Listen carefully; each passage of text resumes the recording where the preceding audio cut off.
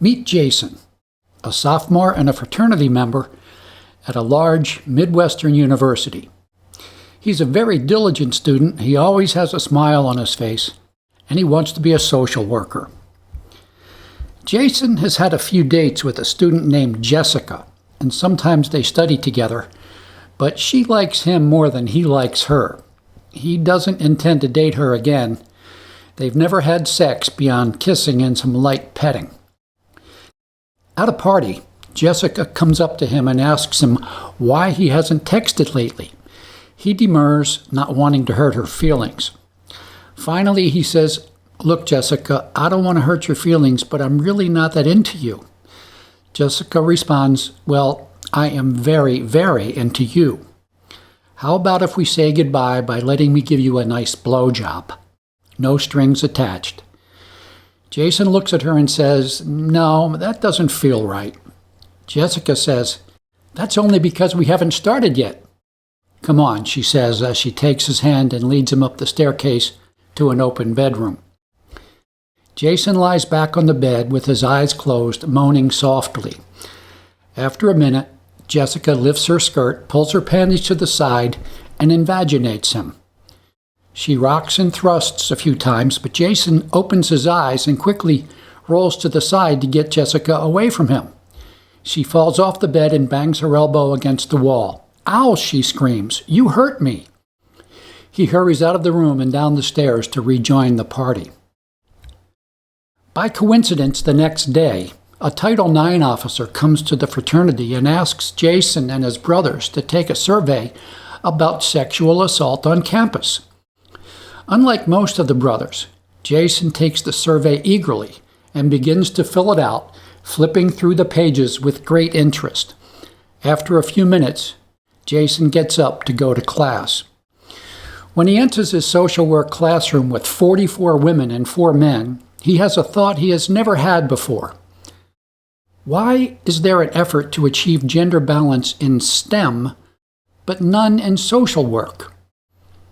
During class, one of Jason's classmates launches into a common social science refrain about patriarchy and male oppression of women. Jason quietly snickers and rolls his eyes. The instructor stops her lesson and says, "Jason, is something funny?" Jason looks down at his desk. He sighs. He gets up from his desk and heads for the door. As he walks out, he tells the teacher, "No, it's not funny. It's bullshit." Later that day, Jason gets an email from the dean. He is suspended until further notice because his teacher and several classmates have said they do not feel safe in his presence. Jason stops going to any of his classes. His best friend at the fraternity asks him what's up, but Jason won't talk.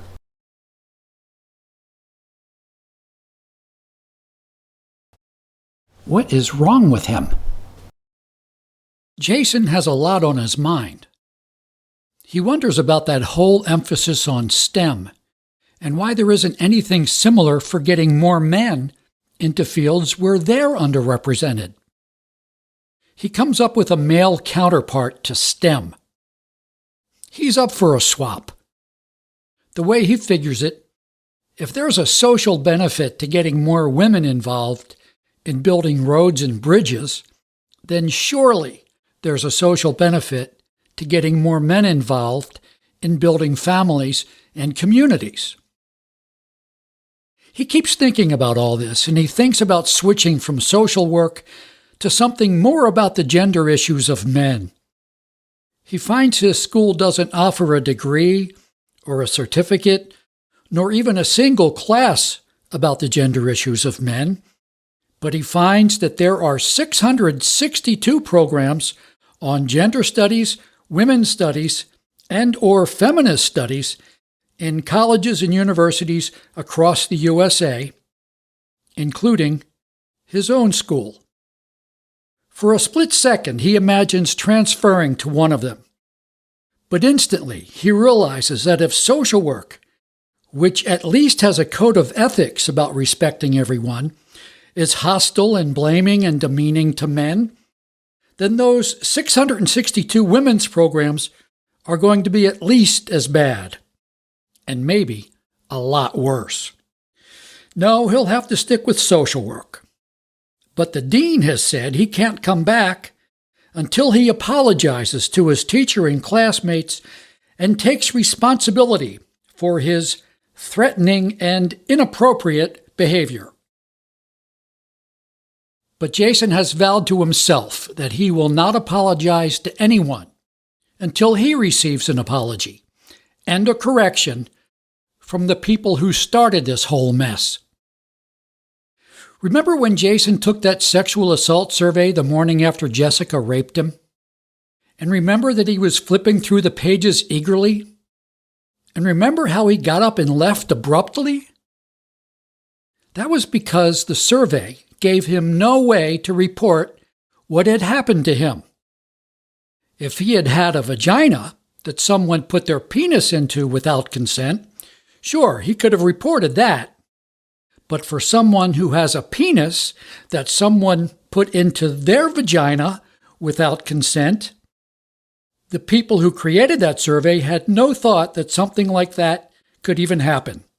Or if they did, they clearly weren't interested in hearing about it. It also made Jason slightly furious that the survey would not require Jessica to report her perpetration of raping him, and so, as bad as being a mere statistic would have been, he won't even be that. So Jason is essentially a dropout. But more accurately, we should acknowledge that this good and sensitive and gentle and caring and idealistic young man was pushed out. Jessica raped Jason on March 7th, 2019. On March 15th, he wrote to the chief administrator of the survey he was given and pointed out the problem he had found. That same day, the administrator replied, "I will bring your question to everyone's attention when we meet again to revise the survey." As of January 31st, 2021, almost 2 years later, the problem with the survey still has not been fixed. And so Jason spends a lot of time in his parents' basement, waiting for what is sometimes called social justice, and playing video games. He laughs bitterly to imagine how quickly the problem with the survey would have been fixed if the genders had been reversed.